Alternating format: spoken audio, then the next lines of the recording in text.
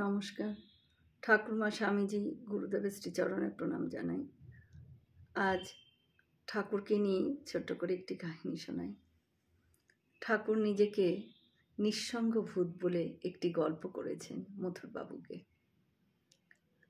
1871 সালের আষাঢ় মাসের প্রায় শেষ, তখন হঠাৎই অসুস্থ হয়ে পড়েন মথুরবাবু।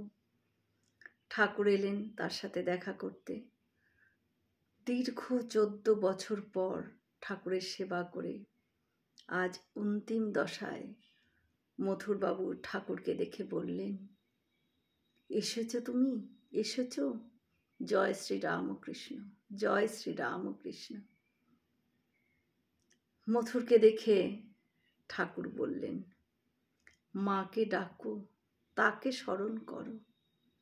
ব্যাকুল ছেলে, একুল ওকুল দুকুলি ভুলে সাগরে মেশোগা। নিত্যানন্দের জাহাজ এসেছে, পাড়ে যাবে তো উঠে বসো। মথুরবাবু বললেন, বাবা, তুমি সেই যে বলেছিলে তোমার অনেক ভক্ত আসবে। কই বাবা, তারা তো আজও এলো না। কবে আসবে তারা বাবা? ঠাকুর বলছেন, কি জানি কবে আসবে। নিঃসঙ্গ ভূতের সঙ্গী খোঁজার অবস্থা। ভূত একা আমি বসে আছি, কেউ সঙ্গী সাথী জুটছে না আমার। এই বলে ঠাকুর একটি গল্প করছেন। জানো, একটি ভূত সঙ্গী খুঁজছিল।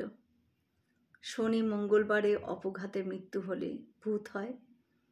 তাই সেই ভূতটা যেই দেখতো যে কেউ ছাদ থেকে বা গাছ থেকে পড়ে গেছে, অমনি দৌড়ে যেত। সে মনে ভাবত, এইবার বুঝি তার একটি সঙ্গী হলো।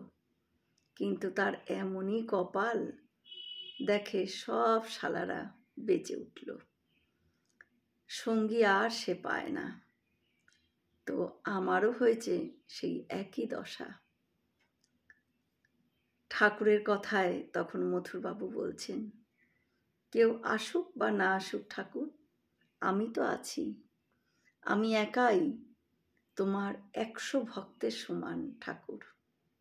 ঠিক কিনা? সেদিন মথুরবাবুর কথায় ঠাকুর খুশি হয়ে তাকে বলছেন যে, মথুর, তুমি অনেক বড় মানুষ। তোমার সঙ্গে কারোরই কোনো তুলনা হয় না। তারপর সেখান থেকে তিনি প্রস্থান করেন।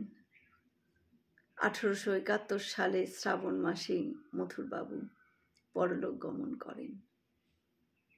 শাস্ত্রে বলে, মুক্ত পুরুষেরা সেবা করে সেবক তার অনুষ্ঠিত কর্মের কিছু ফলের অধিকারী হয়। তাই মথুর নিষ্কাম ভক্তি ও বিভিন্ন দেবী সম্পদ লাভ করেছিল। কামিনী কাঞ্চন ত্যাগী মানুষের খোঁজ মেলা ভার। ঠাকুর তাই নিজেকে নিঃসঙ্গ মনে করতেন। এভাবে অনেক দিন অতিবাহিত হলেও পরবর্তীকালে ঠাকুরের কথামৃত থেকে আমরা ঠাকুরের অনেক ভক্তের কথা জানতে পারি।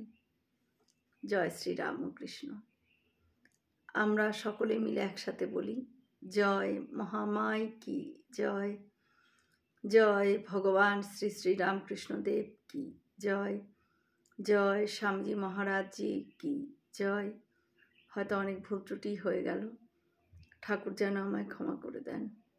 সকলে সুস্থ থাকবেন, ভালো থাকবেন। ঠাকুর মায়ের কৃপা দৃষ্টি সকলের ওপর বর্ষিত হোক। শুভরাত্রি।